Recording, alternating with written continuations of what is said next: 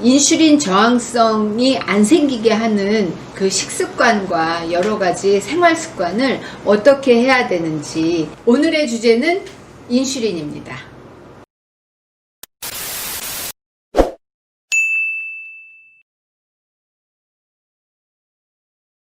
첫 번째, 정제 탄수화물. 제가 나중에 탄수화물 종류에 대해서 좋은 탄수화물이 어떤 거고 나쁜 탄수화물이 어떤 건지 제가 여러분한테 알려드릴 건데요. 오늘은 일단 간단하게 설명을 드릴게요. 정제 탄수화물, 밀가루, 쌀가루, 뭐 여러 가지 그 탄수화물이기는 한데 빵, 떡, 과자, 국수, 밥 이런 게 다 정제 탄수화물이에요.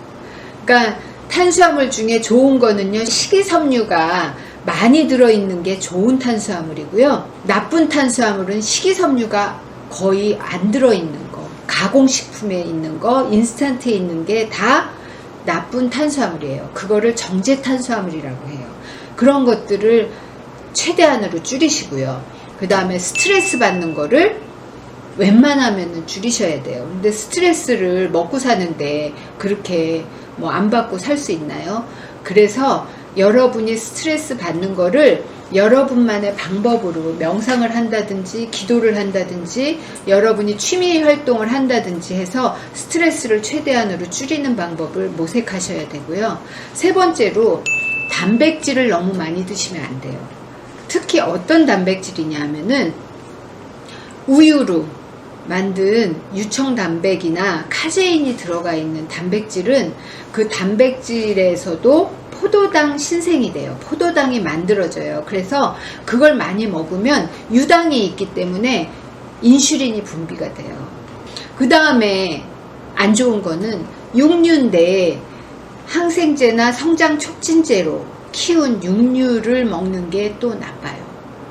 그냥 목초 먹인 이렇게 풀 뜯어 먹은 그런 고기류들은 괜찮아요. 그런데 이렇게 항생제나 성장 촉진제로 키운 닭, 돼지, 소 이런 그 육류들은 거기에서 나온 유제품 이런 거 몽땅 다 해당되는 거죠. 그런 것들은 피하시는 게 좋습니다. 그 다음에 적당한 운동은 꼭 하셔야 돼요. 근데 적당한 운동이라고 해서 그냥 슬슬 걸어가고 그런 거는 별로 도움이 안 돼요. 어떻게 하는 게 가장 도움이 되냐면요, 단 5분을 하셔도요 근육에 자극을 주는 운동을 하시는 게 좋아요. 그래서 저는 제일 많이 제가 하는 게요 PT 체조예요. PT 체조. PT 체조 한 100번 하잖아요. 그러면은 땀이 나요. 그래서 PT 체조 한 3분 뭐 이 정도 하면은 되거든요. 그렇게 숨이 헐떡거릴 정도로 해서 3분에서 5분 정도만 해도 그거 아주 좋은 운동이에요. 그래서 시간 없다고 운동 나 못해 이렇게 하지 마시고 집에서 홈트 하세요. 그래서 가장 좋은 게 저는 PT 체조고요. 스쿼트 하는 거 좋아하고요. 프랭크 아시죠? 프랭크 하시면 좋고요. 그 다음에 그것도 잘 안 된다 그러면은 유튜브 틀어놓고 타바타 같은 거 따라 해보세요. 그러면 처음에는 힘드니까 한 세트로 시작하지만 두 번째, 세 번째, 두 세트, 세 세트 이렇게 늘어나면서 근육이 이렇게 자극을 받게 돼 있어요. 그러면 여러분 굉장히 건강해지실 수 있어요. 그 다음에 충분하게 수면을 취하셔야 돼요. 어른들은 7시간 이상을 주무셔야 된다고 수면협회에서 권장하고 있고요. 13살에서 18살은 8시간에서 10시간을 자라고 해요. 그러면은 아이들 어떡하죠? 대학 걱정되시잖아요. 그런데 저는 우리 아이들 그렇게 키웠어요. 그냥 성적보다도 그냥 잠도 많이 재우고 많이 놀리고 그러니까 지금 굉장히 건강하거든요. 그 다음에 해야 되는 일은 간헐적 단식이라는 거를 하시면 도움이 되세요. 이 간헐적 단식을 오래 길게 가져가면은 어쩌면 건강에 약간 해가 될 수도 있어요. 그런데 복부 비만이 진행되고 인슐린 저항성이 생기시는 분들은 간헐적 단식으로 인슐린이 나오는 거를 좀 저지할 수 있는 방법 중에 하나예요. 그래서 간헐적 단식, 보통 14시간을 빈속으로 안 드시고 그 다음에 나머지 10시간 동안 2끼를 드시던 3끼를 드시던 그걸 드시면 되는 게 14대 10의 간헐적 단식이 있고요. 16대 8이라는 게 또 있어요. 그런데 16대 8은 조금 힘들 수가 있으니까 제가 권장하는 거는 14시간 정도 그 간헐적 단식하는 거를 저는 많이 이렇게 주변 분들한테 이야기하고 있거든요. 그리고 그 14시간도 난 너무 힘들다 그러면 최소한 12시간은 이 간헐적으로 단식을 해주시면 좋아요. 근데 좀 근육량이 많고 좀 비만하시다 그러면은 하루 온종일 24시간 단식을 가끔씩 한 2주에 한 번 정도 그렇게 해주시는 것도 도움이 됩니다. 그리고 그 다음에 천연 발효 사과 식초를 드시면 인슐린 저항성에 굉장히 도움이 된다는 논문들이 참 많이 있어요. 그래서 오늘은 논문까지 여러분한테 언급하지는 않겠지만 그런 논문이 많기 때문에 반드시 그냥 사과 식초 아니에요. 천연 발효 사과 식초 그리고 시나몬이 뭔지 아시죠? 계피를 끓여서 해서 차로 드시거나 그러시면 도움이 되고요. 그 다음에 수용성 식이섬유를 드시는 게 도움이 많이 됩니다. 왜냐하면은 수용성 식이섬유를 드시면 장에서 당을 흡착해서 변으로 내보내는 역할을 하는 게 수용성 식이섬유예요. 그리고 이 수용성 식이섬유는 장벽에서 단세 지방산이라는 거를 만들어내요. 그러면 이 단세 지방산은 혈액을 굉장히 맑게 해주고 장벽에 에너지를 부스팅 해주는 역할을 하는 게 단세 지방산이거든요. 그래서 지방산에서 분해된 게 아니라 수용성 식이섬유가 유산균에 의해서 그 단세 지방산이 만들어지는 거예요.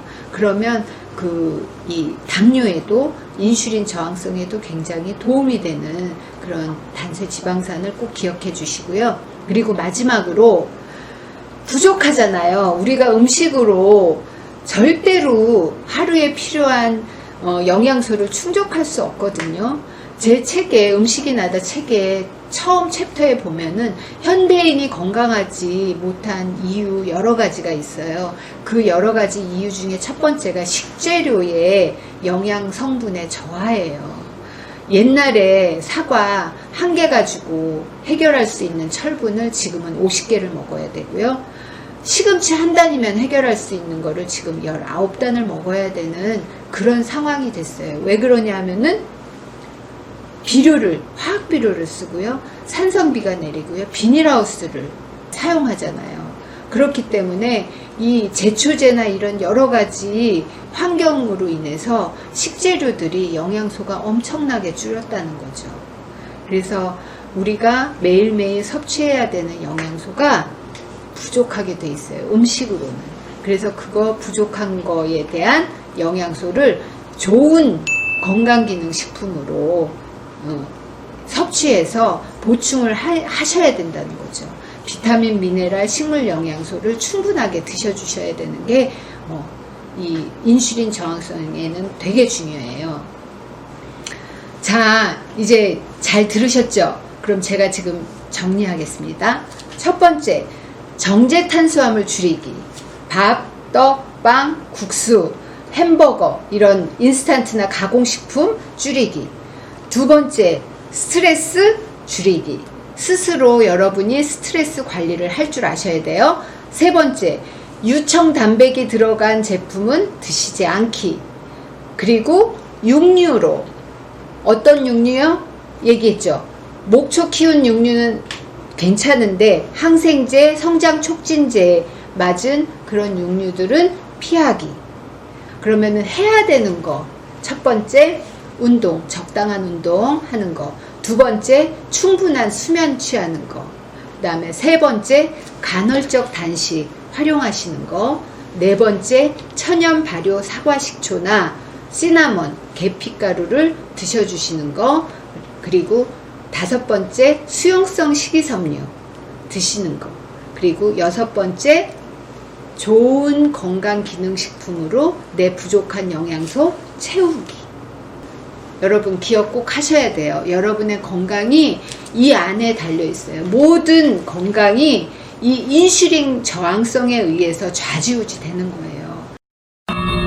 지금 마트에 가면 GMO로 되어 있는 식품들이 굉장히 많은데 그 안에는 GMO라고 써 있잖아요. 그러면 우리가 어떻게 구분해야 되는지, GMO가 무엇인지 다음 시간에 찾아뵙겠습니다. 구독과 좋아요, 알림 설정 부탁해요.